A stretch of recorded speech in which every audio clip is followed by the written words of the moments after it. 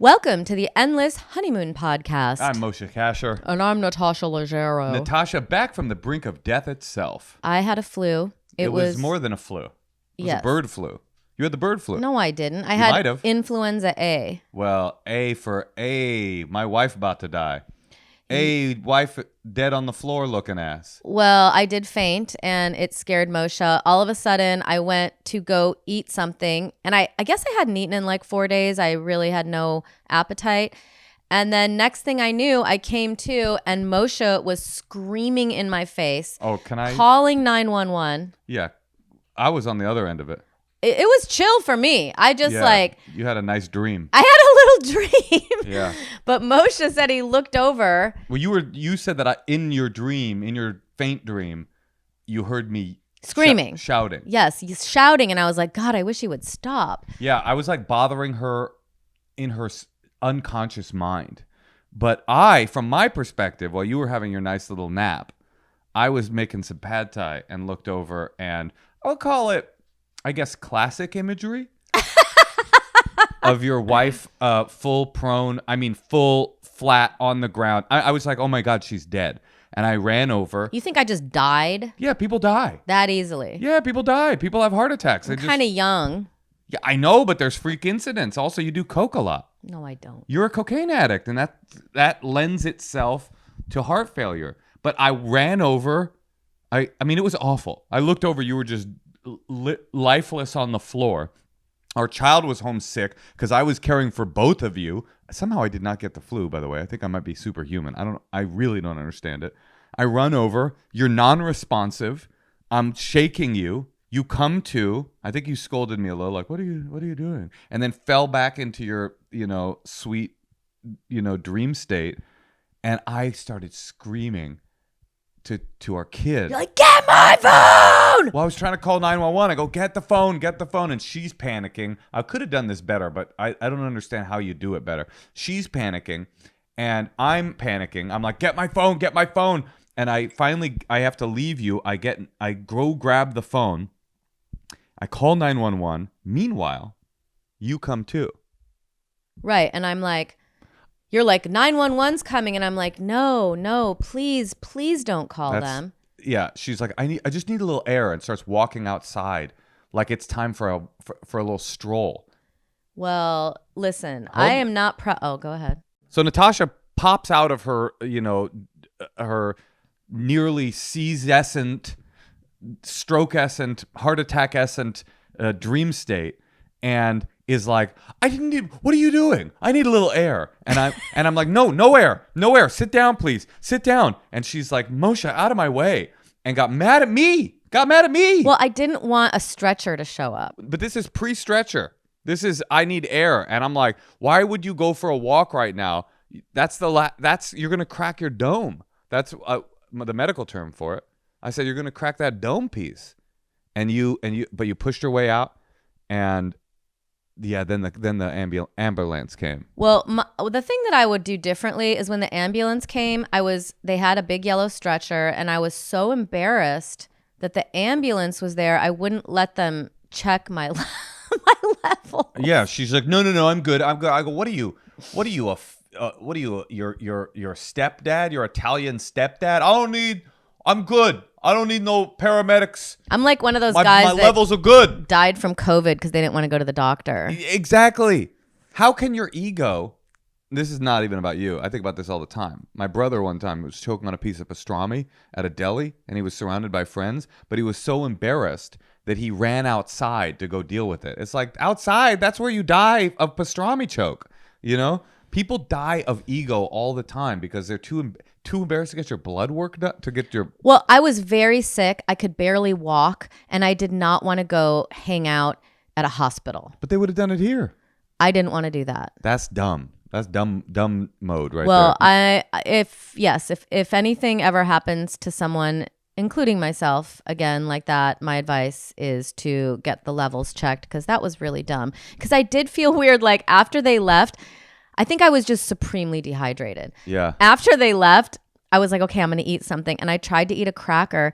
And I went into the bedroom and chewed on a cracker for what seemed like 15 minutes. And then I couldn't swallow it, and I had to spit it in a napkin. Yeah, this is definitely a sign that things are not going well when you're unable to finish a cracker. Yeah, and so I was definitely thinking, oh, I should have had them give me like some fluid or some. But anyway, I'm fine now. I do have a little bit of a hacking cough still. Hopefully we'll cut that out if it happens. I would actually give you a different bit of advice. What's that? When you come to from a fainting episode where it seems like you're full on dead, maybe like be super like, like loving and compassionate to the caretaker who's near screaming tears. In my face. Yeah, you were screaming in my face. I was screaming at you not to walk outside because I thought you would fall down again. But I needed air. But you didn't know what you needed. That was my point. You were not in your right state of mind, and I, your nurse, you were like a dementia-addled patient pulling IV lines out of your arm in that moment, and I was like a young nurse, fresh out of nursing school, who cared so much about their patient that they knew what was best for them, but instead, you yelled at me. Well, listen, I knew that something was wrong when I came to and then sat down on my beautiful white chair and then saw that it was wet because I had pissed myself. I thought you weren't going to mention that. Well, I decided to. Wow, you really went there. Well, that was a big part of it where I was like, oh, I don't really know what's been going on. Yeah, that's not. Did you take advantage of me while I was... Yeah, what happened actually, you're right, it wasn't piss. What happened is as soon as you passed out, I started nibbling on your ear and neck, and you got flooded with wetness. You were so turned on in that moment, and I was so turned on because that's my ultimate fantasy of the way I've always wanted you, is in full repose of your beauty, but not conscious and certainly not speaking. Well, when the paramedics came and they were like... They said you looked hot and wet, too. No, they were like, when's the last time you peed? And I was like, oh, just now when I fainted. Very recently. Well, that's what I wanted to do. I wanted to go to the bathroom and like take a quick shower, because I can't be walking around in my silk pajamas having peed myself. None of this is on brand for you. I will say that. Passing I out, know. not on brand for you. Even getting the flu is really... It's very low class. Really?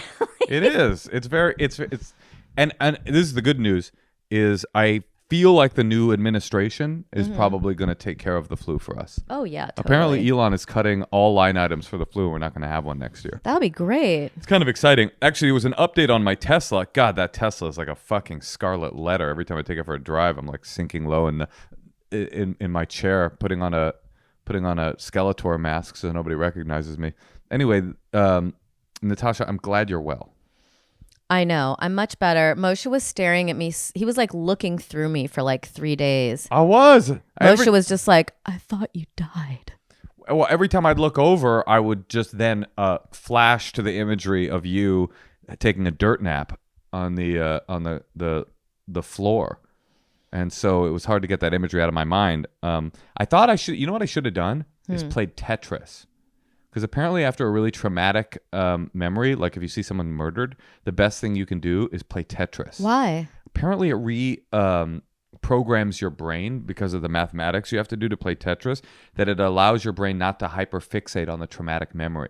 So anyway, if you're out there and you see someone shot in the face in front of you, or your partner literally drops dead before your very eyes, the primary and most important thing to do is grab a Game Boy Advance and play a little bit of Tetris. So maybe like when you get online and you start looking at TikTok, and then when you see something, or the news, and you see something too traumatic, then switch to Tetris. Apparently Tetris will... And then back to TikTok. So there's Tetris, TikTok. So that's great advice. There's a way to avoid doom scrolling affecting your entire persona and your entire life and mind frame, which is to scroll back and forth between traumatic stuff and video games. I think Love it. That's a really good idea. Well, I feel much better now. I'm so glad to be back to my public. And your husband. And my husband. You're my public. No, I'm your private.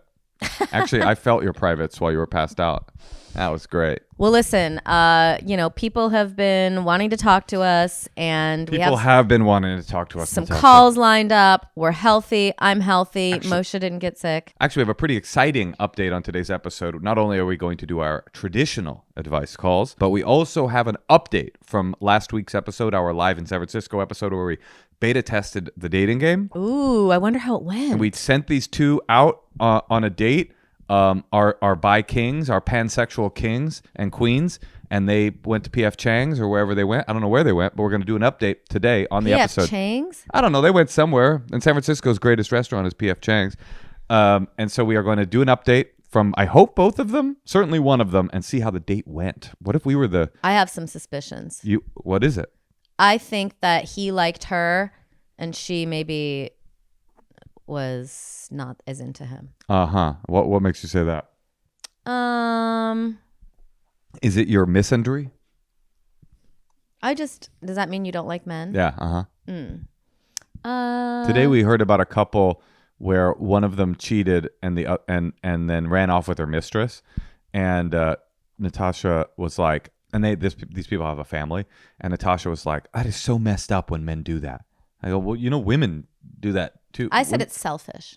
Yeah, it's selfish, but women also cheat and run off with their, what is a male mistress called? A mister? I don't know, but men do it more. No, they don't. They do not. They do not. Okay. Women and men cheat at approximately equal rates. Women, I believe, slightly more than men, actually.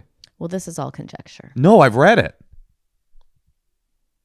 Okay. I read it. I read it. All right, listen, speaking of Reddit, to our fans on Reddit, tell us, who cheats more, men or women?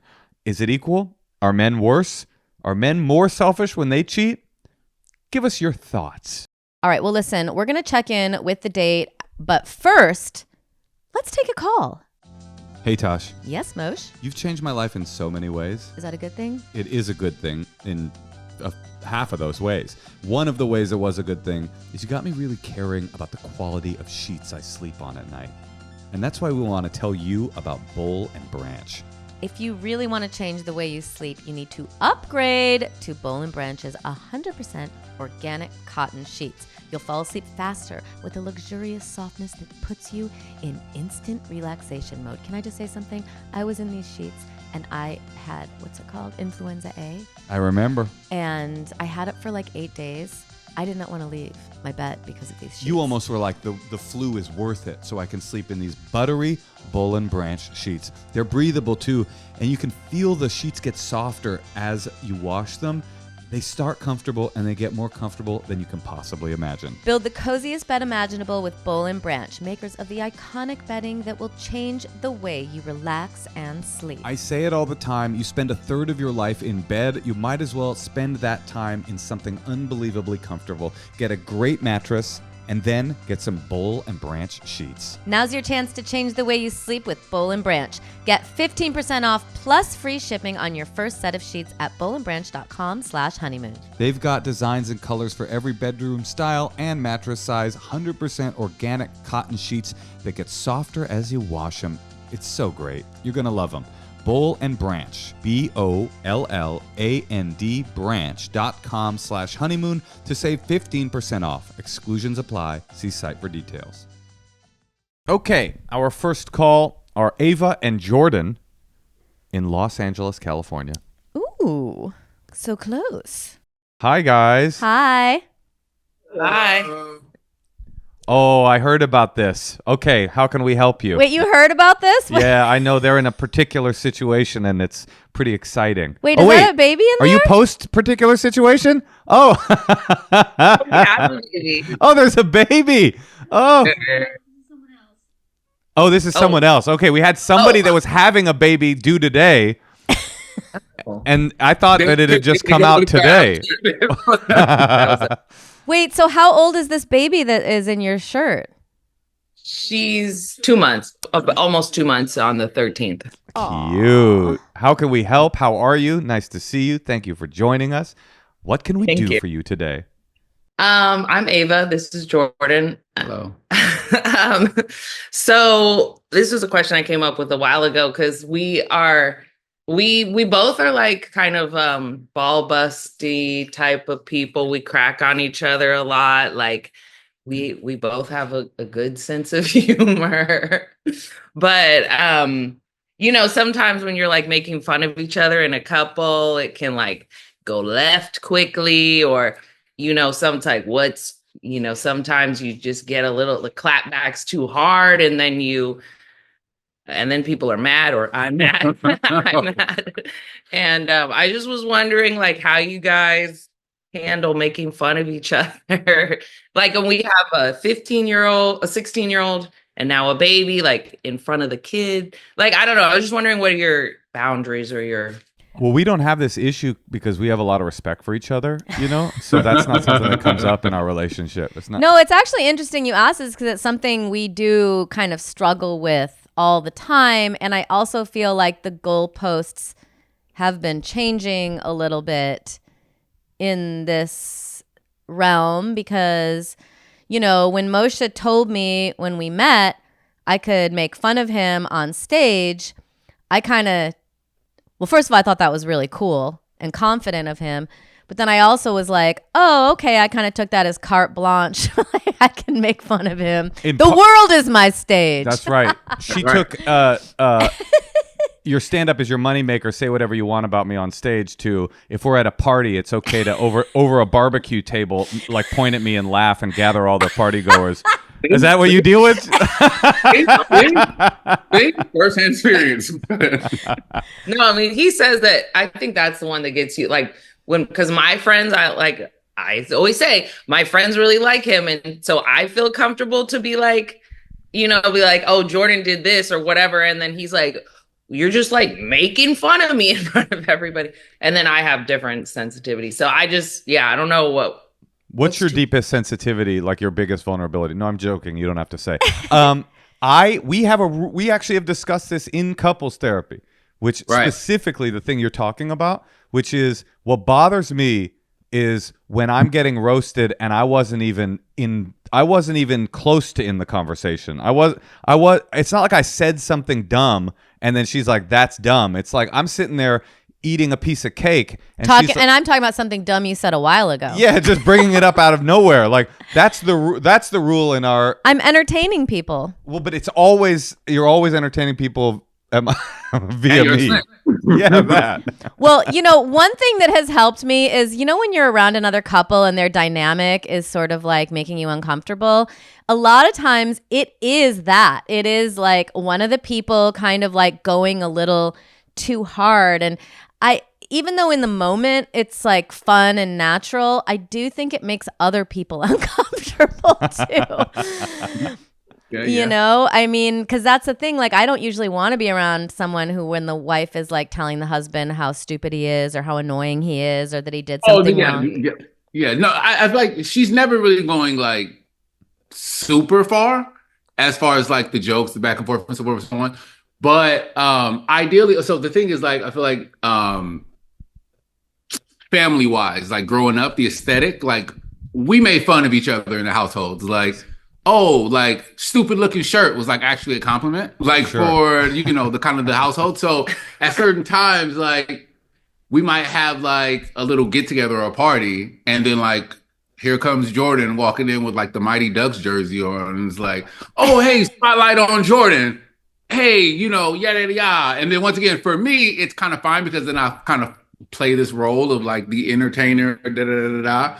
But then like literally to be like at the drop of a dime, it'd be like, oh, hey, Ava, like da, da, da, da. And it's like, oh my God, like, please. Like, so the sensitivity levels, I think may or may not kind of exist in a different space. But our thing is we just kind of try to like, we try and bag it in like a digestible way that like we're not hurting each other's feelings, but also at the same time, like, keeping the spark like alive. Like again, I'm super attracted to her because of her like personality. You don't need type. to explain why you're attracted to her. We have video. Right. We get it. No. Yeah, that's funny. But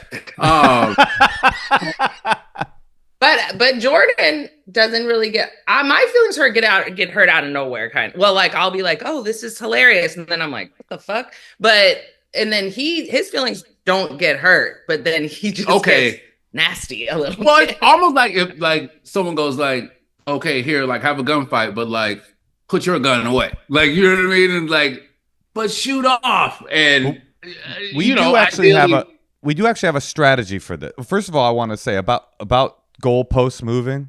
My feeling is when it comes to your personal feelings being hurt, moving the goalposts is okay because it's your feelings. And It's like, and also you're going through such a vulnerable time right now, both of you, but especially Ava, like having a baby and, you know, all I know you already have a kid, but, you know, having a new kid now, and there's so many hormones, and, you know, the world is in a different place than it was 15 years ago, and you guys are in a different place. And so it's like, this is such a tenuous experience. oh, I have more compassion for people who have nearly 18-year-olds that have a baby than any other kind of parent. I'm like, Really? you were so close.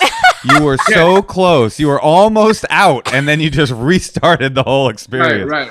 But we do have a thing, which is we haven't used it very effectively, but it is a directive from our therapist, which is to come up with a code word, which is for public, which is something that nobody else would recognize, but you guys know, hey, you've now gone into the realm of too far for me. Whatever that is, you know, like what was we had one, Las Vegas. I don't even remember what the reference was. You must have done something horrible in Las Vegas, Natasha. But if you say Vegas at a party, then the other person knows, oh, I've started to hurt their feelings. Whoops, and they can back off, because this is the high cost of being clever. And that is it sounds like both of us are in that space where part of the romantic dynamic is our mutual cleverness and snapping on each other. But then every once in a while you look over and your partner is like, you know, about to weep over the punch at the party, and you don't want that. Yeah. And also, you know, I think in terms of the kids hearing you, like I hate arguing in front of the kid. And I mean, you're obviously have a baby, so they won't really know, but I do feel with the kids, it's really important for them to see us making up too. You know, like if we do get into a fight, and making up in front of them as much as we can. I mean, sometimes I'll do it too performatively. Oh, really? Well, because I want to make sure that she sees that, you know, you know, it was a little thing we were doing. And Natasha will come in with like a rose in her teeth, and she'll like she'll sort of offer to, like, you know, do a shoe shine or something like that. Like this, she's just cool like that, you know. It's like, it's our dynamic, you know. Let me ask you this: do you guys care if either of you care if the other one makes fun of you when you're alone, or is it mostly when you're in your friend group?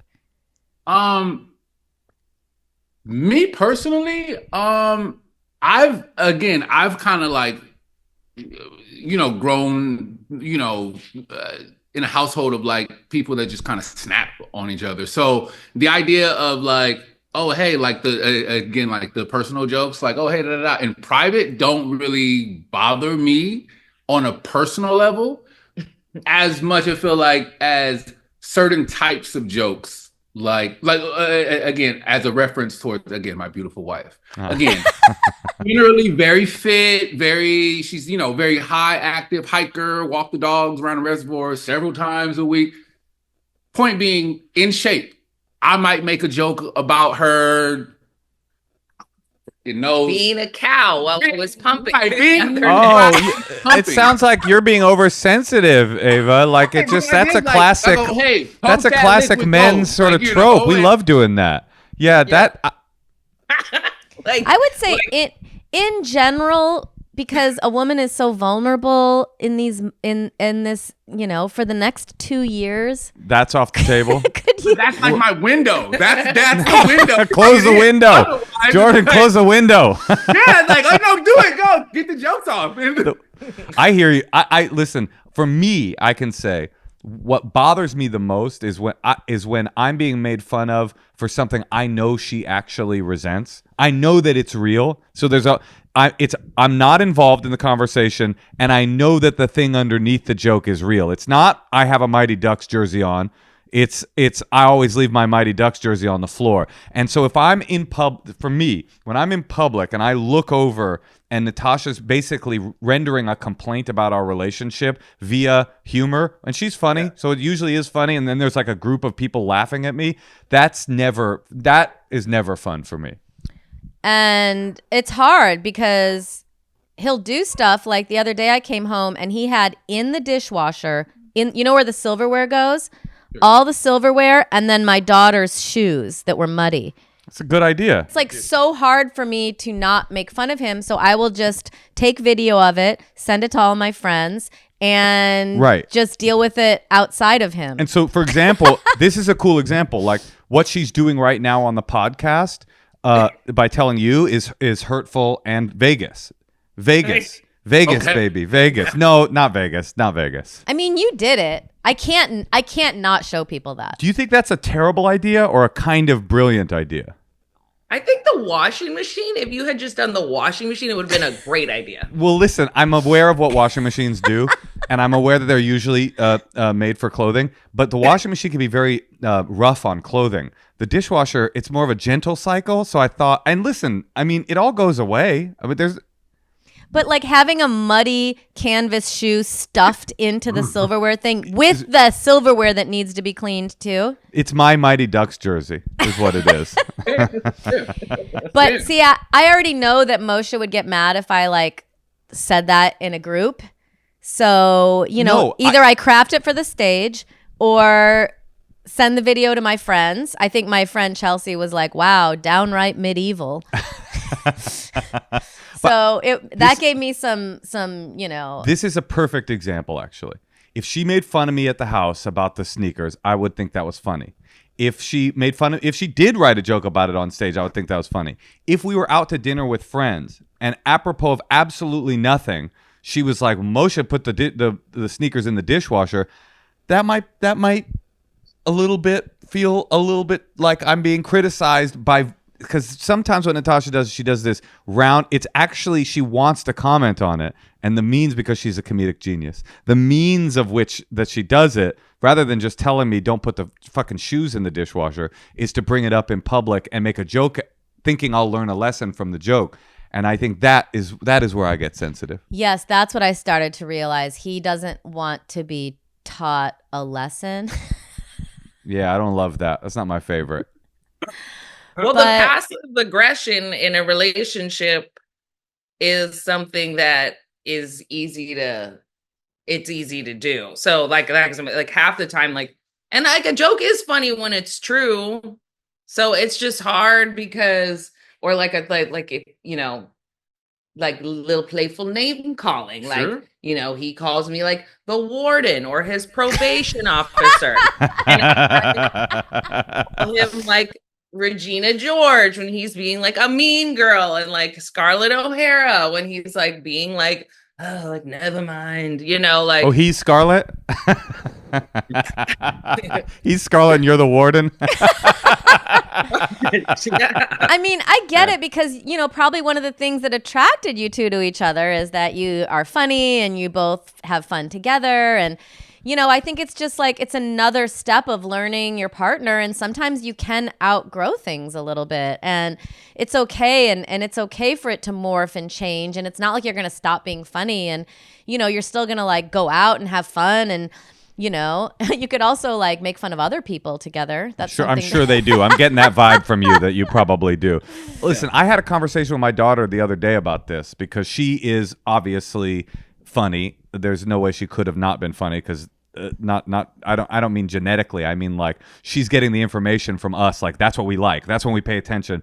And she was talking about something in class where she was making a joke about somebody and somebody got upset. And I said to her, this is the responsibility that comes with being a person that likes to make jokes, that has a good sense of humor, is that my whole life I have gone, I'm good, I'm a genius, and then bam, all of a sudden I'm like, oh, I went too far, and I didn't consent to going too far. Something just fell out of my mouth.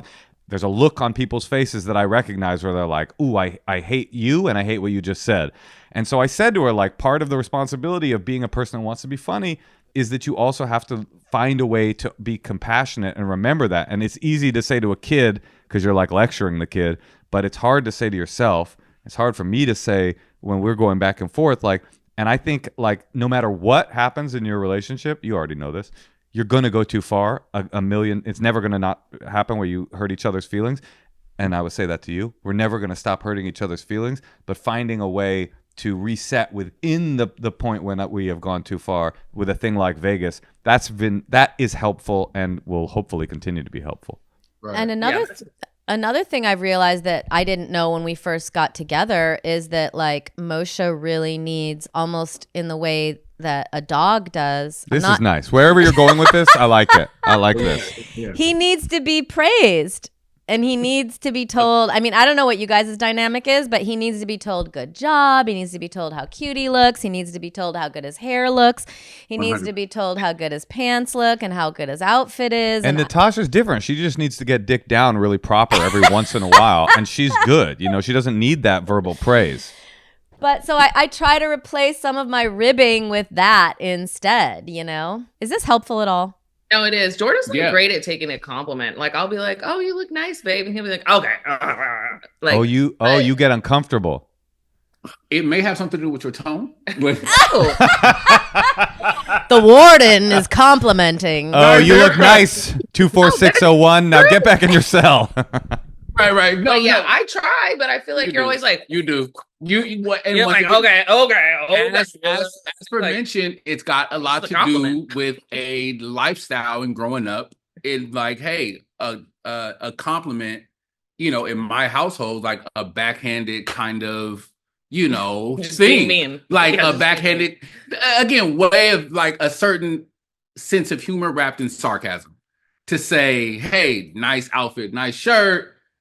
But then at the same time, it's like, oh, okay, like she is saying something nice to me. And it's important that I like recognize and take this compliment in the right way. And it takes practice. With the like pleasant nature back and forth with each other. It takes practice to take a compliment. I still have problems with it. And also, you know, just because you had a dynamic growing up in your family doesn't mean you have to have the same dynamic in your new family. And maybe you'll take a little bit of that, but that's what's so cool about starting your own family, you know, and having a happy family. And you want to have a happy family. I'm not saying your family you came from isn't happy, but you're going to take the best of that and try to turn it, you know, leave the worst of it. And you're creating this new vibe with your family. And I think really being aware that love is behind everything. If you gotta say something, you know, saying it, but then also like, you know, whatever it is at the end, you know, I love you, babe, or you know, you're so hot, or whatever it is. I love this code word thing because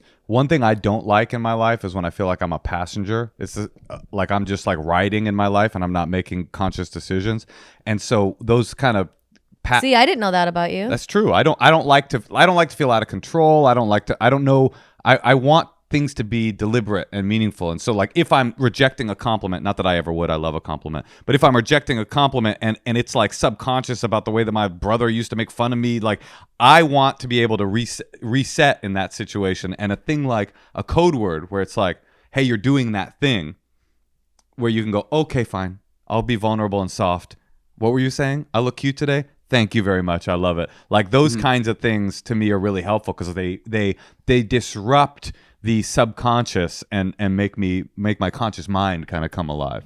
And also, let's not forget that you're both starting a new full-time job of chores, which can be stressful. Like I just remember when my kid was at that young stage, it was like, how many times am I going to walk up and down the hallway to get a bottle and to get this? And it was just like it was almost like an out-of-body experience of chores, you know? And that is such a weight on you. So it's like you do need to be extra careful with each other, I think, right now. With a 15-year-old, we'll let you go. We just love talking to you. With a 15-year-old, do you feel like you have any information for your 2-month-old, or is it all just the trauma of raising a child has blanked out every lesson you learned when you had a baby, and now you're just starting over completely from scratch? You know, interestingly enough, again, 15 years ago, very, you know, some time back, but interestingly enough, I've learned from a lot of my mistakes. Right. As it pertains to, again, just the very finite small things like screen time. Like she is, you know, huge on the idea of like screen time and, you know, so forth and so on. You know, being super attentive, facial, you know, time with the baby. And in turn with things like that, literally already see like a difference. Not to say a difference like that, but in this child, very chattery and so, you know, blah, blah, blah. But at the same time, things like, you know, I can change, you know, my 1-month-old diaper with like my left hand here. And then also like, you know, send out a text with my right. So again, I've gotten like the comfortability of like the experience here with this 15-year-old, but also like some of the things that I know now is probably more important to me to pay attention to this time around. I've got like a buddy on board to kind of, say, hey, like, let's like flip the baby this way. And then, da, da, da. So again, I'm definitely confident in like the finite things, but very thankful to kind of, have an updated version. So it's like, Apple update kind of thing. That, You should, by the way, you should tell your like 15-year-old. iPhone 16. You should tell your 15-year-old to be like, and all of the mistakes I made, I'm improving upon with our new child. So you're going to see a lot of cool differences. And that's because, I fucked up badly with you, but this is going to be a perfect experiment. Yeah. Well, and this is my first baby. And he was like, what, 21 or 22 at that time with the, the first baby. So, so I am having an out of body experience with the chores and the bottles and the breast pumping parts and the cleaning and so, I mean, I do feel good that he has had that he's had experience, because it is kind of nerve-wracking, obviously, like to not be like, you want everything done a certain way with your baby. Like, at least I know he's like, a baby has survived with him. I just had a major realization. You're the perfect pairing. It's a man who went through it many years ago. So all the idiocy that men default to is already worked out of his system, but you're a woman, so you have wisdom, and you're actually well paired. Unfortunately, we went through it together for the first time, and I think you guys are you at a huge advantage. Moshe we used to walk down the street, and he would imagine if someone told him something about our kid, what he would say back. Oh, I would do like that. If he's like, if any, you want to know what I'm going to say if anyone says, why isn't she wearing a hat? And I'm like, no, I don't want to know that. Like, he would just like get all yoked up in his head about like what his response was going to be if anyone were to say anything to him about his parenting, which is crazy because you don't know anything about being a parent. You didn't know anything about being a parent. Well, I do now. You guys are cute. We love you. Thank you so much for coming on the podcast. I hope remember Vegas, or whatever it is for you. Choose your own Vegas. Vegas. Okay, got it. Thank you Thank so you for much. having us. All right. Hey, congratulations on this new journey. This is so exciting. Thank you. Thank you. Yeah, be easy on her, okay, dude? Yeah. Yeah. You don't have to repeat exactly what happened in your family.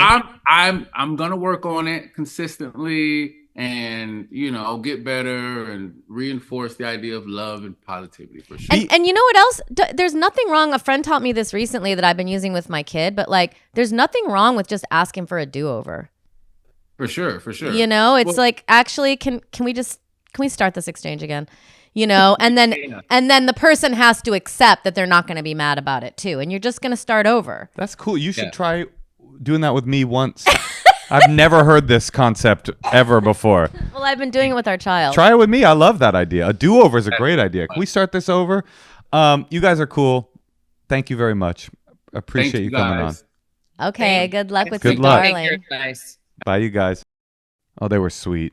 Yes, they were so cute. And was it he's kind of ribbing her, and I could see that too. It's like what happens in your relationship with your family, but it's like, I'm not trying to repeat most of the stuff that happened in my childhood. But really what it is to me is as I said, the high price of having funny people in a family.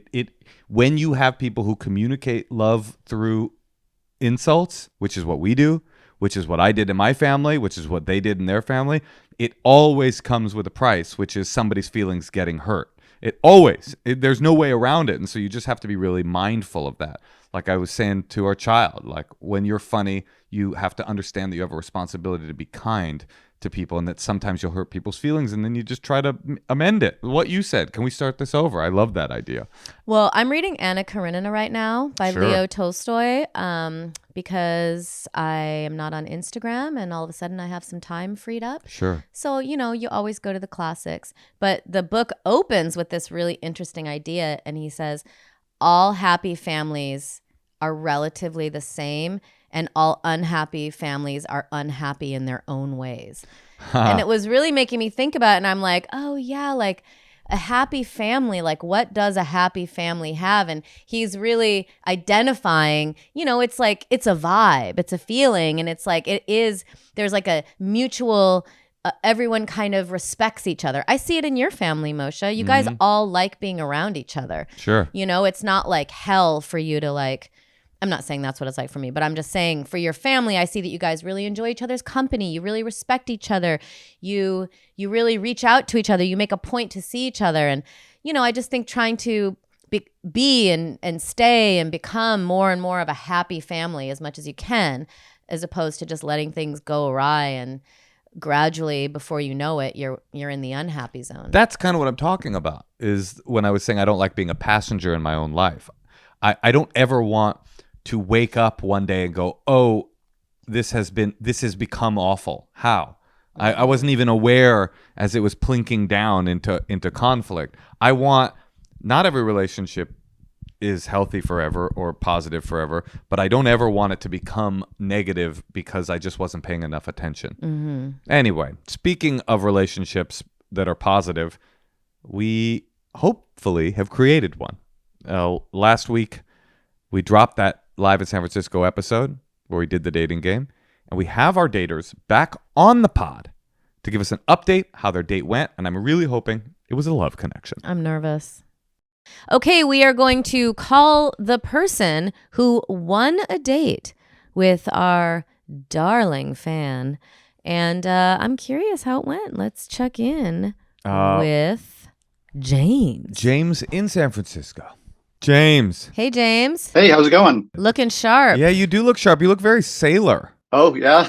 I can't see your pants, but I feel like Moshe would want to wear your pants. Although he wanted to wear Natalie's pants, too. I kind of just want to embody the two of you, and I'm not going to say as a couple because we have absolutely no idea what happened. James, you were a wing and a prayer contestant. The only reason you arrived on the podcast, on our podcast, is I was lucky enough to guest on the podcast Stradio Lab, and James was in the audience and kindly threw himself on the sword, and out of nowhere, the dark horse candidate, the man, won the whole date. How did it go? Where'd you go? What was the date like? How was your experience doing it? I really enjoyed it. It was a very fun experience. You guys are great. Thank you. The venue was amazing. I'd never been there before. I'm assuming you mean the venue where our show was, not the venue you took her to eat. No, he's talking about Olive Garden. the venue where the show was. I really like that venue. That venue, the Great Star Theater, Bruce Lee was basically born there. Apparently his father, used to be it's in Chinatown, and it used to be a Chinese like vaudeville theater, and his father was literally on stage singing Chinese opera while Bruce Lee was around the corner being born, and Bruce Lee used to, as a baby, as a newborn, be sat in the alleyway that we all walked in as we came in. So you were among true San Francisco royalty. So how did it go? Good. We chatted for a while on text, and then I found a reservation for Foreign Cinema, which is this really nice venue in Mission. Is it expensive? Because we had to pay for it. Oh yeah, that is a little bit. What? It's just a weird. I know Foreign Cinema. I've eaten there, and it's a weird choice when you're on the dime of another podcast. I would have gone. I would have gone El Farolito. I would have gone maybe a simple Mission burrito or Denny's. But I'm glad you had a good time. Thanks. Actually, I saw Roger Waters when I was there. He was walking through the lobby. On the date? Yeah, while I was waiting for Natalie. Cool. Roger, what a sighting. What did you take that as a positive omen, or was that more of a dark? Roger. Is it Roger Waters from Pink Floyd? No, not Roger Waters. No, sorry, I'm thinking of the other guy, John Waters. John Waters is even a better. I would say a better omen. Yeah, that's pretty tight. Yeah, that your date would be divine. Very nice. Okay, so you got the reservation. John Waters nailed it for you. Excited. Natalie and I chatted for a while. We had really great watching The Man with the Golden Gun in the background. Really great conversation. I think we really there was never really a stop in the conversation. We just kept going and going, and really feeding off each other's energy. Right here. Was there energy? Was there romantic energy? Did you feel that? Romantic. I mean, I really enjoyed it. I like her a lot. I think I could see myself going on more dates with her. I'm not sure if there was romantic energy necessarily. But, I didn't mean were you horny. I more meant like when you're out on a date and there's like three kinds of dates. There's the after the first two sentences, get me out of here now. This can't end soon enough. There's the I could see this going somewhere. There's energy here, and then there's the like I'm hot and heavy for this person. We're already being. I meant more option two. Like it felt like a real date. Yeah, definitely number two. It definitely felt great. I enjoyed myself. Yeah. Okay, I have a question though. How long ago was this dinner? This was. Ooh, when was that? I look at my calendar now. Like 2 weeks ago? Yeah, about 2 weeks ago. And what have you done in terms of catching up with her? Good question. After the date? Since you went number two at Foreign Cinema, and you know who would love going number two on a date is John Waters. What has the communication been like? We've been chatting back and forth over text a little bit here and there. I'd say we're both pretty busy right now. I definitely am interested in going on a second date, and I probably will ask again, probably today, or not ask again, ask to go on a second date probably today. 2 weeks sounds like a long gap, like in between dates. Listen, these are San Francisco tech heads. You know, they got stuff. They got things to program. They have to break things, and you move quickly, but not too quickly when it comes to dating. James, I would recommend you don't ask her today. Why? Because we're about to talk to her at 3:00, and we'll know whether you should ask her. You know, we're gonna have that information. Yeah. You won't get rejected if you never ask. That's another tech slogan. If you never ask, you'll never get rejected. That's true. It's a very good point. Did you have an idea, like based on your conversation and your connection, on what a second date would be for you two? Yeah, I don't know. Probably something more active than dinner date. Probably something like, I don't know, where we're going to do something together, like as simple as a walk, or something like maybe going to do something very, I don't know, where we're getting more. It's more physical, like where we're doing something together as a doggy style. Group, yeah, like maybe something even. In bed. That stuff. Yeah. Wait, did you try to kiss her when you left? No, he didn't. He would have said I tried to kiss her when I left. No, that wasn't the vibe. It would have been weird if I had done that. Natasha's really into men sort of forcing physical intimacy even when it's not the vibe. That's kind of her philosophy. Not. That's what you always say when we turn off the recording of the podcast, is that men should just take initiative no matter whether there are signals for consent there or not. But she says that kind of stuff. I'm not into that. Listen, I think that we're going to find out what she thought, and I think you probably don't want more friends in your life who you're semi-attracted to. And if she says, I just thought of it more of like a friendship, I say don't ask her out. Yeah. Even like as a friend situation. Yeah. But if she says, yes, I have a date suggestion for you, right? You wanted to do something more active, right? Yeah. You are a coach for an LGBTQ water polo team. I'm on the board of it. On the board. If she says yes, I suggest for date 2 a hardcore one-on-one water polo match where you don't tell her what it is, blindfold her, bring her to the pool, put the swim cap on her, dunk her in the pool, shove her ass in, and throw the volleyball or whatever it is that you guys play with, and just get started and play to 21 till she's physically heaving and out of it. Yeah, that sounds like a great idea. Thank you. That's how I snagged Natasha. You remember our first polo match? I wish I knew how to play water polo. It sounds very glamorous. Natasha, water polo or horse polo? I'd probably pick the water. Seems safer. It just feels like more your vibe, horse polo. I've never been on a horse. I think that's not going to happen for me. Well, James, you rode the horse of love, and we really appreciate you. That was brave. Super brave. And how did it feel to win, by the way? Were you like super stoked? Did you feel better than the other contestants? Yeah. Were you surprised? I wouldn't say I felt better than the other contestants, but I was, definitely like heart pounding. Like, it's nice to win, you know. Well, we were glad you won. And Natalie's great. You know, it's a great prize of getting to spend time with her. Oh, and by the way, I should say this now. I'm sorry to disrespect your time on the podcast, James, but Hoops, who is one of the other contestants that lost to you, she wanted me to tell everyone listening that she is very single and looking for dates. So if this could lead to other dates, we're not paying for those dates, but Hoops will date you.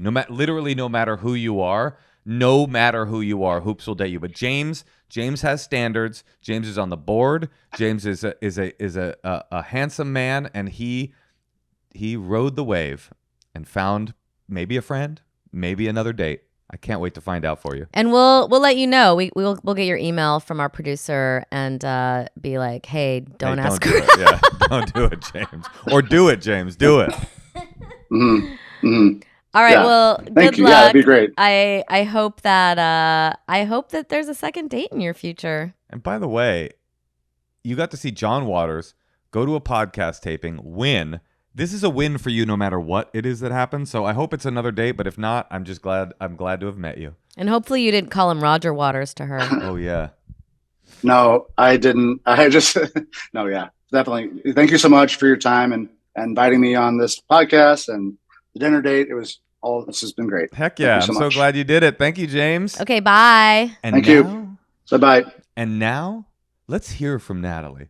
I'm getting a vibe that it wasn't a date, that she was going to say no to a second date. What do you think?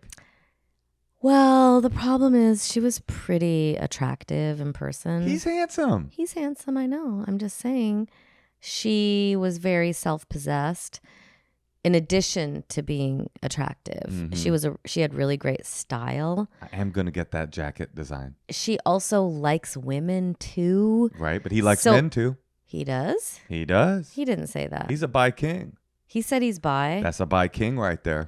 What is that? Why do they say everyone's a king? I don't understand. Bi king, short king. Those are the I two know, kinds of but- kings. Those are the only two kinds of kings. Short kings But why and bi are they kings. king? Can't you just be like a short loser? You can How and about often are. a short serf? How about a bi commoner? A bi peasant. All right, well, let's listen. Let's now meet our, I think, Pan Princess. Oh yeah, she is a princess. The Pan Princess herself. I believe it's Natalie, but maybe it's Natalie. No, she just puts the th in there because it sounds French. Because she's a princess. Because she's a what is she? A Pan Princess. A pan princess. I think so. Pan is everyone. Bi is boys and girls. I don't know what everything else is. But luckily, we don't have to know anymore because Elon Musk just disallowed sexual orientations beyond the existing alphabet. Here we go. Natalie. Hi, can you hear me? Oh, yeah, you sound great. Beautiful. Before we get started, I have an actual important question for you. When we last left each other's presence, I failed to ask you. I think you know where I'm going with this. I think I know where you're going with this. Where do I get the jacket? The jacket is Or a similar one. I know that's one of a kind, but listen, you don't have to reveal your secrets. No, it was gifted to me by my extremely fashionable father. What? So Lucky. I know. Your dad? I know. Like this is also like a vintage sweater vest from him. He's got like some solid fashion. Wait, do you think that you're bi because your dad like is so stylish and gives you such cool men's clothes? Yeah, that's how sexual orientation works, Natasha. She's gonna get there, Natalie. Don't you worry. She's coming into our I'm century. sure it helps. Yeah. He's a classic. Like when we were kids, it was like the word metrosexual was what we were using. And it's like he's a classic case of the metrosexual. Wait, let me ask you this. Like, so your dad has really great style. Do you feel like he's more stylish than you? Impossible. Probably. Whoa. Yeah. Can you imagine? He comes thinking in your with parents- and his answer is always, we're always like, oh, is that a new jacket? And he's like, I got it like 2 months ago. Like I've had this forever. Which So means it is new. I like it. He's kind of catty about it too. Yeah. Natalie, thank you for coming on. Did you enjoy yourself? Did you enjoy the process? Yeah. I was like more nervous than I thought that I would be going on stage, but it was super fun. Well, you were definitely the center of attention. I have a few questions before we get to your date. Do you have any questions? No. Did you feel, and this will not be a knock on James, but was there any part of you that when you saw the other contestants was like, ooh? No, not at all. He was totally cute and I felt excited in the moment to go on the date with him. And I kind of thought that Claudia was going to be a contestant because she like arrived alone. She was super interactive. Oh, you mean in the and I was audience like, okay. you were getting a vibe from Yes. her? My sister like kind of nudged me and was like, she's definitely going to be a contestant. So I kind of knew that ahead of time, but they were all so cute. Wonderful, a wonderful trio. You know what?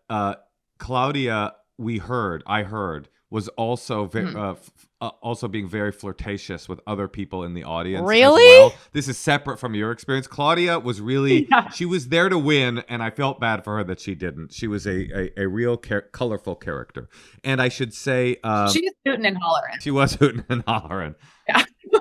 So tell us, like, what are your impressions of James and the date? How was the day? It was really fun. We went to a lovely restaurant, and right off the bat, he saw John Waters, who I wouldn't know who he is, but was kind of like, he said he who's saw very Roger excited Waters. about that. We John Waters? talked to him, and he said, well, we saw Roger Waters. So he didn't know who it was either, so don't you worry. You know who would know who both of them were, by the way? Your dad. Me? Your dad. Yes, it's true. It's true. And we had a wonderful time. I went in with like really low expectations, also because like the thing that we had talked about over text is like, he was like, I've never even, I was like, okay, at the very least, the person that I'm going on a date with, we can talk about Moshe and Natasha, because I'm like, we both listen to the podcast, and he doesn't listen to the podcast. He was just at the recording before. So I was like, okay, that was like the thing that I was going to fall back on, of like, we can just talk about what we think about the podcast, you know? And so, yeah, I went in with low expectations just because, like, who knows who he is, you know? And I'd said that ahead of time, was kind of didn't say that to him, but was kind of like, hey, also, like, no pressure around this whole situation, like, excited to go to dinner. And dinner was not surprisingly in a bad way, but just like a wonderful dinner. I definitely think that it confirmed for me that maybe I'm more of a lesbian than bisexual. No! Because it was so perfect and so cool, and he picked like the best possible situation, and you were like... Interesting. I was kind of like, I'm just... But you also like, picked we the had dude. Great conversation. Yeah, we were like laughing. We had a lot of things in common. Like, I thought he was like really thoughtful and kind, and he was like surprisingly super, like, I just never expect people to be that funny. Just on like, people are so uncomfortable usually on a first date. And it was like very easy. It felt like I was hanging out with a friend that I'd had for a long time. And I think he's cute. And so I was kind of like, okay, all of these things would point to like wanting to go on a second date. And I think maybe I'm just too gay. That is so funny. He hit a home run, and you were like, it's like that is confirmation of your sexuality. Well, not necessarily, because you never know. I mean, so much is vibe. You might meet a man one day, and you know the sparks will fly in a way. And for anyone who doesn't remember or didn't listen to the last episode, there were 3 people that Natalie got to choose from. 2 of them were women. One was a dude. She picked the dude. My fantasy, Natalie, was for every single, not every single, that would be impossible, but for every large orientation to be represented. I wanted someone trans, someone non-binary, a cis man, and a cis woman, because I don't think that panel has been... Listen, the dating game's been done before, but the dating game updated 2025 edition, we haven't gotten there yet. Someday. But that's nice, though. You know what? Listen, another feeling that I have, if there is a human being who will not be hurt by the rejection that I realize I really just want to date women, it is gotta be the board member of the LGBTQ Water Polo Association of San Francisco. That he's gotta be accepting of this. Oh, man. Yeah. Well, he's going to be crushed because I think he was really into you. He's not going to be crushed. He's not going to be crushed. His ego will be a little crushed. Listen, he's not going to be crushed. He said very similar things. He said you guys had a very nice night. Yeah. The conversation flowed easily, and that he would go out with you again.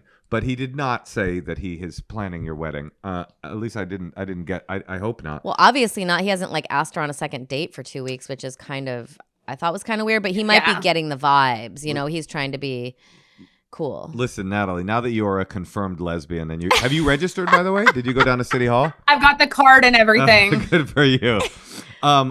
listen, if I could just make some light suggestions, maybe a sprinkling of Claudia, perhaps a dunk with hoops. You decide. We can set you up with any of the other contestants. Being a lesbian would be so annoying. Yeah, why is that? Because women I feel like they're harder to control because they also know how to manipulate in the same way. Oh yeah, we can cut this out. Dating. I just feel like getting that little man that you went on the date with, James, to like. Oh, do your bidding. Do what you want. It would be such a nice life. I mean, you could get that boy to do anything. He'll cook for you. He is a cop bringing you coffee in bed. That's true. Man, if I ever saw one. He is a bringing you coffee in bed kind of guy. That is his. I mean, to anyone listening, he is like an eligible bachelor. He is a really sweet, funny guy. P.S. Claudia, I'm picturing the breakup happens in public on a street. She's not wearing shoes. For sure. That's what I'm saying. She's not wearing shoes. For sure, there's no way she's wearing shoes. She's screaming. You're trying to get her in an Uber. You just want to You're not in this country for some reason. You guys went somewhere. Yes. This is perfect. Barcelona. There's passport issues. Right. There's local authorities getting involved. I did get a DM from someone in the audience though, and we're going on a date tonight. So a random we'll see where non-participant sent me like kind of a long hey, here's my pitch. Like maybe we should go out on a date. Woman. Yeah, it'd be hilarious if it wasn't. He seems great. It'd be very funny if it was a man. You're like, no, it was a guy, but you know what? We're just rolling with it. Wait, and you got to I was gonna keep trying. You got to see what she looks like and everything? Like you're attracted to them? Yeah. She messaged me through Instagram so I could see her Instagram. She's got a dog. She listens to good music. She sent quite a cute little pitch for herself. And then we finally have plans to see each other tonight. Oh, so my who God. knows? Maybe it could have led to something. We cajoled the people of San Francisco so much to come on the panel, and the fact that she cheated the system, gamed the system by sliding into her DMs. I'm not going to hate on her too hard because if this does end up a love connection, then our work here will be done. Natalie, you are so awesome. So's your dad, obviously. I'm more interested in him. And sorry we're not paying for this dinner tonight. Yeah, right. Good luck with this new date. Oh, no. It was lovely. Thank you so much for the dinner treat. We had a fantastic meal and James was wonderful. Okay, don't talk too much shit about us tonight, you two. Yeah, now you're going on a date with somebody that knows who we are. With a listener. Natalie. Yeah, exactly. You rule. You're the best. Bye, Ann. Thank you. All right. Bye. Take care. That was a happy ending after all. Yeah. Not for James, though. James will be fine. He didn't You could tell he felt a little rejected. What do you mean? You could tell. He was just like... You think he's going to feel rejected? I think he already knows. Uh-huh. I mean, she literally said he confirmed me wanting to be a lesbian. Right. What do we do? We have to tell James, right? James is... Well, he doesn't listen to the podcast. Right. So that's a good... I was going to say we could call him back, but that seems too humiliating. We'll have Laura email... Oh, we should have Laura email him the footage of what we just did. Because she said he was hot, eligible, sweet, awesome, and he is. And so if anybody out there is interested in James, slide into his DMs. He lives in San Francisco. He works in tech. He is on the board of an LGBTQ water polo association, if I haven't mentioned that already. He is an awesome person. If you want hoops, listen, you could fuck anybody in San Francisco through us. Natalie, Hoops, Claudia, if you want somebody to really ruin your fucking life, or James, if you want somebody to be with you for life and cut down a tree for you. Coffee in bed. That's right. Well, how about we do another call, Natasha? Let's do it. All righty. Well, we got another caller lined up. So you ready to take another call, Moshe? I am ready. Now, I feel lubed up. We are going to call Alex in Buenos Aires. I love our international crowd. I love it too. Whenever there's an international call, I know something exciting is going to happen. No, they're always American. They're like, yeah, I'm here. Yeah, I'm here trying to... Hey, Alex. Hi. Are you Argentinian or American? Neither. I'm Brazilian. Okay. I don't think I've ever been to Buenos Aires. What's it like there? Buenos Aires, it's amazing. I've been living here for 10 years, and it's I feel like I had to come here to sort of discover myself. I think it's a city filled with diversity, but it's not as oppressive as New York, maybe. And I'm not an idiot. It is in Argentina, right?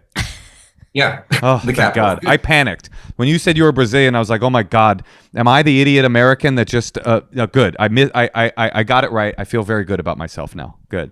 Okay, Yes. Alex, how can we help you? So I'm gonna read off some notes, okay? Because Yes, please. just so I don't get too lost. So I'm 36. I'm from Brazil, but I've been living here for 10 years. I have a sister who just turned 18 and lives in Brazil. And as a birthday present, I gave her a trip to come visit me in Buenos Aires. This is going to be the first time we're really going to be getting to know each other, as we've never lived together. I moved abroad when she was 8, and we haven't been able to spend much time together during my yearly trips to my hometown.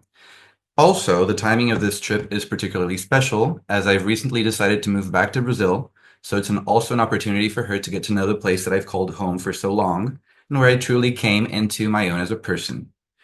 And part of who I am today is a stoner who enjoys experimenting with his substances, which got me thinking about the places I might want to take her, that I might want to show her my sliver of the Buenos Aires nightlife, which leads me to my question. How do I responsibly navigate recreational drug use with my 18-year-old sister as her cool older brother? Okay. By the way, you could have given me a truckload of money for where your advice went, and I would not have guessed that it was about drugs. I love it. I was excited when I found out, and I'm excited for your journey. Natasha, I already know. I got a pretty classic answer. I already know where she's going with this. Well, I just feel like, I'm like you. I've been able to recreationally experiment with drugs and alcohol, and I don't have an addictive personality, and I can go a couple days or a month or whatever. I'm the kind of person who can smoke one cigarette a day if I wanted to. You don't know him that well. He might be a hardcore drug addict. I'm just saying, though, I would hate to be the person to expose someone who might have a different genetic makeup than It's me. his sister. She's got the same genetic makeup. But you don't know, like maybe something happened. Maybe it's I don't know, like maybe something happened in her background, or everyone's different. I know what you mean. I would hate to be the one to be like, here, try this. I'm going to turn you on to this cool DMT 2CB iteration, and then, in 10 years, she's like a deadbeat in Sao Paulo, and you're like, whoops, sorry. I mean, walk me through what you want to do. You want to take her to your favorite club and like do DMT with her? No. Like, I realize that my question it sounds a little bit more dramatic than what my context actually is. Like, I enjoy my weed. I smoke mostly every day, especially during like emotionally draining times such as these. Mm-hmm. And I don't really enjoy hard drugs that much, because like if they mess up your biochemical balance and all that stuff. Like, I've experimented, and I've gotten to a place where I can responsibly do that. And like during this trip, like this is all speculation as well. Like, we're going to get to know each other. We're going to talk. Like, we have a very open dialogue. She knows that I smoke weed. I've talked to her about it. And I told her, like, I love weed, but I think she was 16 at the time. I encourage you to try it, but not now, because your brain hasn't finished developing. So like, I tried to be that cool, responsible older brother. And as I was like planning for her trip, like she's coming this Friday, it hit me, okay, so maybe that's something that maybe I want to give some thought to and not be caught off guard, and see, like, in case she's interested in. What about, do you like edibles at all? I do like edibles. They're not like the edibles that you can get in Argentina are all homemade because it's not legal. It's all empanadas, right? Well, because like, like even brownies and cookies. Yeah. even, having a kid, if I want to smoke some weed, I will usually take a gummy because it's just the footprint of the gummy is so small that, but if you don't have access to that, I understand. I have a question. Well, your parents, they feel like they're a missing link in this story. How would your parents feel if your 18-year-old sister came, hung out, and you guys got stoned all week together? Would they be super upset? Would they not care? I'm curious, what would their vibe be? We share a father, Uh-huh. so she's my half sister. I think he genetic would be makeup. like, maybe surprised, but maybe chill about it. I don't know Okay. if he knows that I smoke. Like I've done it under his roof when I visited, but like discreetly. But you never know. I don't What think he would get worked up about it, and he's happy that we're having this chance to like Cool. bond and get to know each other as siblings. Well, first of all, drugs are great. Drugs are always going to be there for you. And I also think this is a really cool thing you're doing, trying to get to know a sibling like this. I mean, and you're really recognizing yourself as the older, person who's maybe a mentor or whatever. So it's like, I mean, I get it too. You don't want to go, how many days is she coming for? A week. A week. Like you don't want to, have to not be able, you might be in a bad mood if you can't smoke pot for a week. But like, is there anything wrong with just asking her and saying, hey, I do smoke weed, but like, and I know you know that. Does it make you uncomfortable because I don't have to do it in the house? You could kind of like get a little bit of a new gauge of where, and she's like, oh no, I get high all the time. Or yeah, maybe I'd like to try it. She's 18. I have a feeling here that you're thinking too much. That's my vibe. It's like this isn't a detail about a trip that you should be worried about. Oh no, I'm a stoner. She's going to come. She's going to see me. Do I get her high? Do I keep it from her? Do I hide it from her? Does she get high with me? Is that a bonding experience? Wait, is it weird? It's like there's too much thought being put into it. This is not that big of a deal. It's who you are. You are a person that likes to smoke weed every day. That's great. She loves you. She's coming to see you. She already knows that information because you've told her. So my feeling is I wouldn't put too much thought into this. It's like if this wasn't a little bit like risque in your mind, you wouldn't be thinking about it. If you were like, well, I do like to have wine with dinner every night. I wonder if she's going to have wine as well. No, you're too laid back about it. First of all, it's illegal in Argentina. Who cares? My point is, okay, just to get to the end of this thought, just like be yourself. That's what the reality is. If you are going to smoke, then you smoke. And if she says, you don't know, she might be a square. She might be a more of an alternative person than you are. She'll get there. She'll either smoke with you or not smoke with you, or be uncomfortable or be comfortable, and you'll figure it out. I just think like allowing it to occur rather than planning for it is a better move. I don't know though. Like I remember when because I didn't really start smoking pot till I was in my mid-20s, and I remember dating a guy, and he like lit up a joint right away, like on our way to a play, and I was like, wait, are you a pothead? Wait, do you get high every day? Like to me, my, virgin, from my perspective, I thought this was like really a big deal. And this was in your 20s. And this was in my 20s, so I could see. You sound like a big nerd. I hear you, but I could see how an 18-year-old, like, is there anything wrong with him being on his best behavior? And maybe like telling yourself, like, do you ever take a little respite from weed? Like maybe you take 3 days off, the first 3 days, and just do it. Like take a little sabbatical, and then see what her vibe is. You take her to a club. Maybe she's going to get wasted. I mean, who knows? You don't know. But I would want to, at least if I was being the mentor in the situation, I would want to see where she's at. Where is she at with her alcohol and drug use? Because like I smoke pot most days now, but I remember 20 years ago, I was pretty shocked by someone who did that. So, it's Moshe comes from like a drug background, like where he had to quit when he was 16. So it's like he's kind of like he thinks anyone who can handle it is fine. Well, but to me, I think it's kind of a big deal to someone. I more am like, what's underneath your question? Because to be honest, like it's not that big of a deal that you smoke pot every day. That doesn't really matter. No. And to be fair, I think the pot issue is like it's not really an issue. I agree with what Natasha's saying that like it all came from when I realized that we would be spending 24 hours together most days. So like she would be around me when I usually smoke, and maybe that I wouldn't if she were around. So it got me thinking that maybe I might want to take a sabbatical, cut it down. But then I thought, in case we go out like to a nightclub, what I would do if she weren't here, I would have some MDMA because like I'm an early bird. I need some help staying up late, and So that's where it hit me like, okay, would it be responsible for me No. to ask her about this? And No like, MDMA. I'm She's sorry. 18. She's I'm an 50, adult. and if I was hanging out with you and you were like, "Can we just do some MDMA?" I'd be like, "What is wrong with you?" Why? I'm what you do at judgmental. Oh, that's right. I mean, that's what you do at clubs. This is You do MDMA at clubs? What about getting a Cosmopolitan or something? What are you from the suburbs?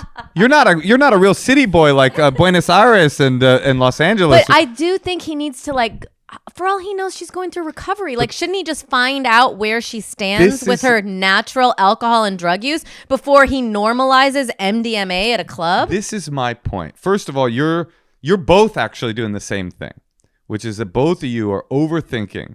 And what's underneath the question to me is that you don't really know your sister that well, as you said, and you don't actually know what your role in her life is supposed to be. Are you supposed to be a responsible, respectable, nice, adult in her life that's teaching her the ropes of responsible life? Or are you supposed to be like a cool alt man who's going to like usher in her gateway into becoming a cool chick herself? Like He's already going to do that too, because you Totally. are cool and But- you have other interests besides drugs, I'm sure. What I'm hearing really is that you're nervous. You're like, geez, I'm nervous. I don't know what it means to be an older brother. I don't really know because I've been in Argentina, she's been in Brazil, and all of a sudden I am taking her on for a week. I'm gonna be like taking care of her in a way, and I need to pre-figure out what my role is. And really, I think like it's just she's going to tell you what she wants. She's going to give you all the information. I don't think you should do a performance of a square.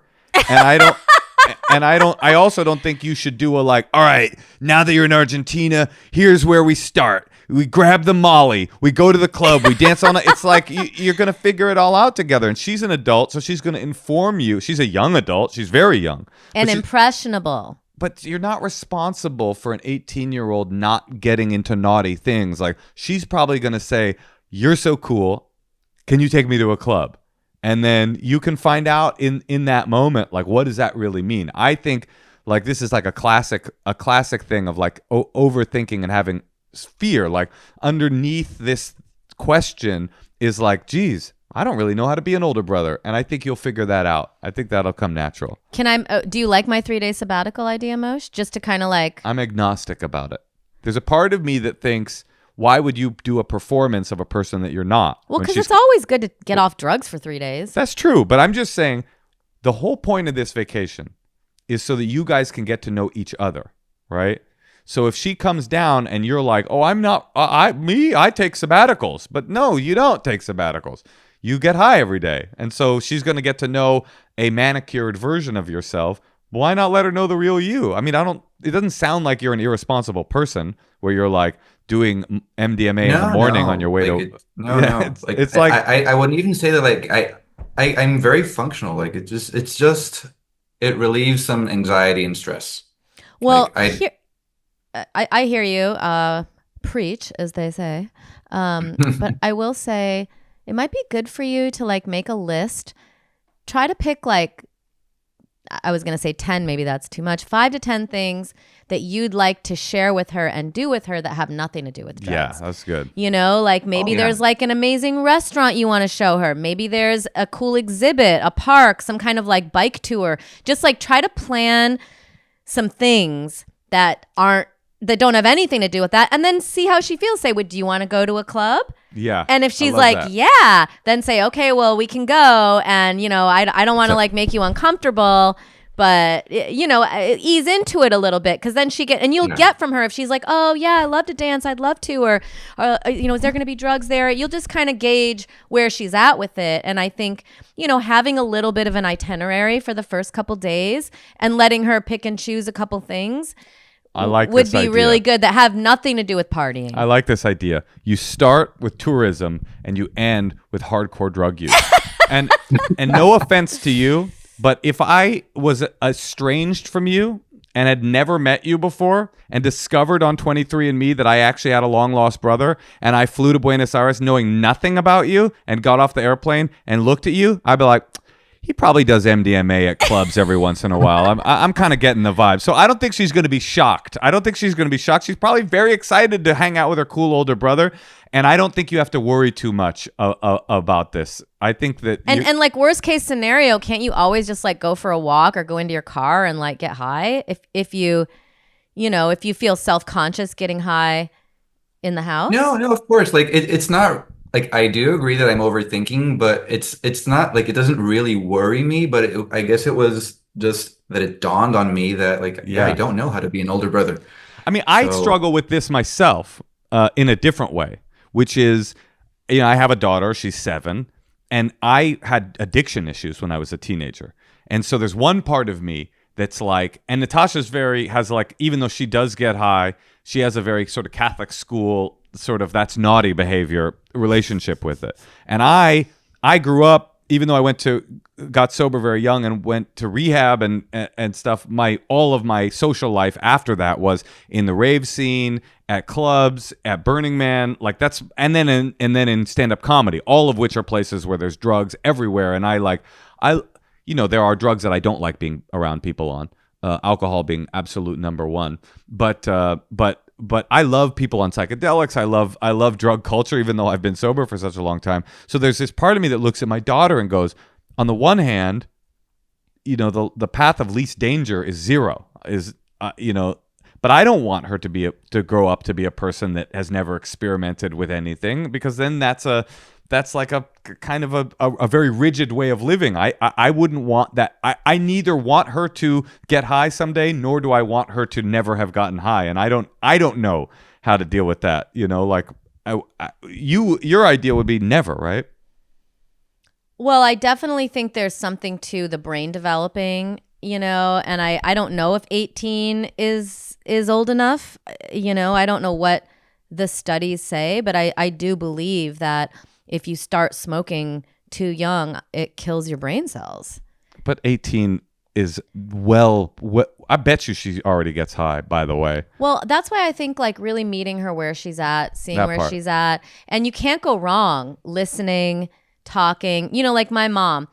I used to get so annoyed when I talked to her because she only wanted to talk about recipes and food and stuff and like her garden.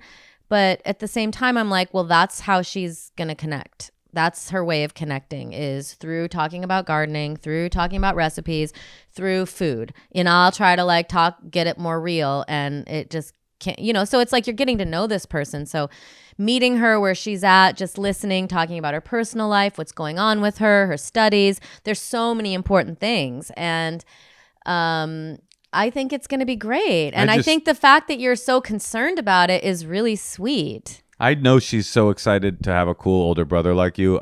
I can already see the dynamic. She's 18 and she's got this like international cool guy that she's going to go visit. Like this is going to be a huge trip for her. Like she is so excited to spend time with a person like you that she's lucky enough to have as a brother.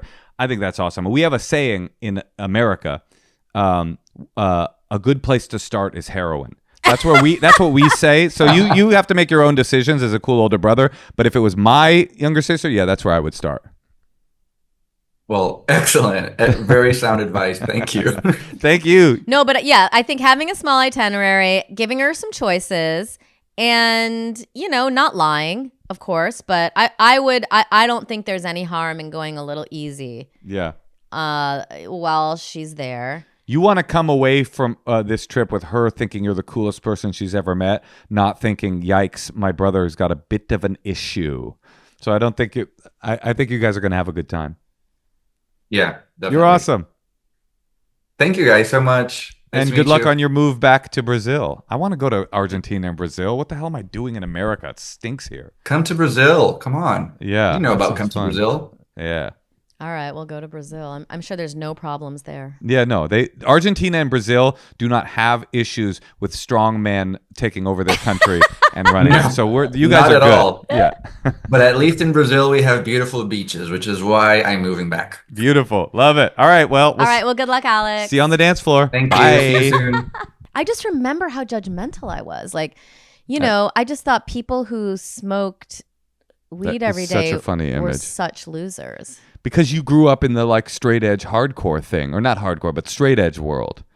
Well, I definitely thought alcohol was lame because it was like what jocks and football players would drink. And then, then there was like we called them the Stonies at school. And they were the ones who were at McDonald's smoking weed. Yeah, I would say that I have always been kind of enamored of drug culture. As I've gotten older, I mean, obviously addiction is awful. Addiction is the worst. Yeah, and let's not forget, like... And there are certain drugs that are never fun. Yeah, and also, how about the drug that is alcohol? Alcohol is the worst one. Like people just like getting drunk and then falling over and vomiting. I mean, why is this okay? I have a chart. I don't know if I've discussed a chart, but as a sober person, there is a chart of people that are acceptable to be around drug-wise and unacceptable with a number one with a bullet.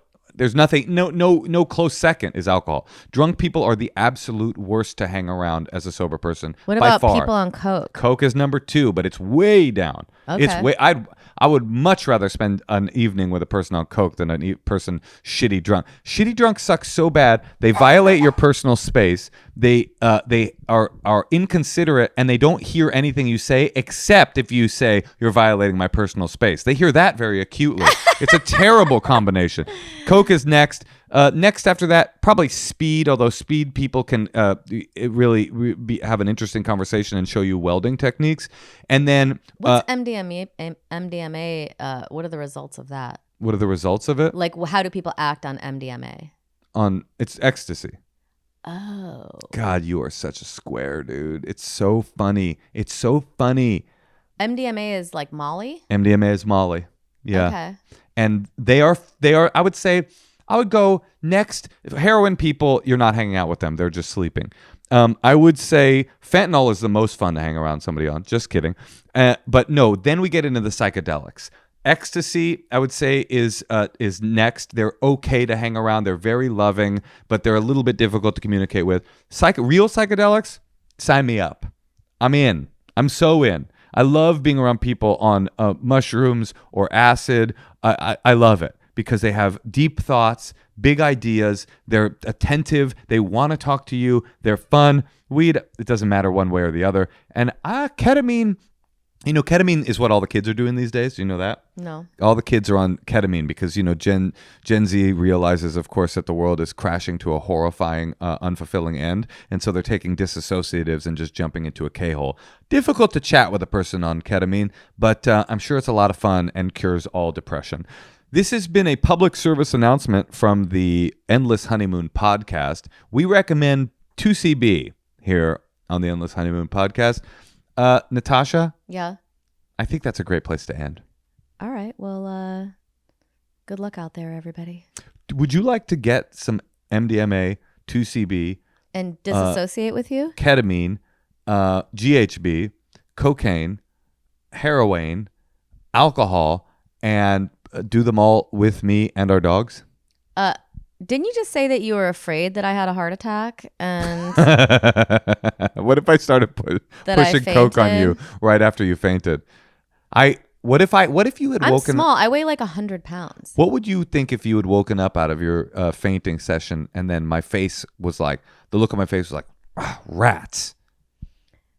I don't know, Moshe. I was, like I said, I had pissed myself. I didn't really know what was happening. You were a little out of it? I was a little out of it. You maybe should have let me decide whether or not you went for a walk down a set of stone steps.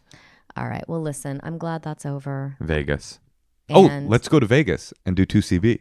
What is 2CB? I don't really understand what it is, to be honest. It's a true synthetic designer drug, and I've never done it. I'm out. But if anyone has any of that Harvard acid, Harvard acid? Yeah, like the psilocybin. What, do you think there are 75-year-old deadheads listening right now? No, like the people, like the psilocybin that Timothy Leary and Ramdas were ingesting. I'd be down for some of that. 65 years ago?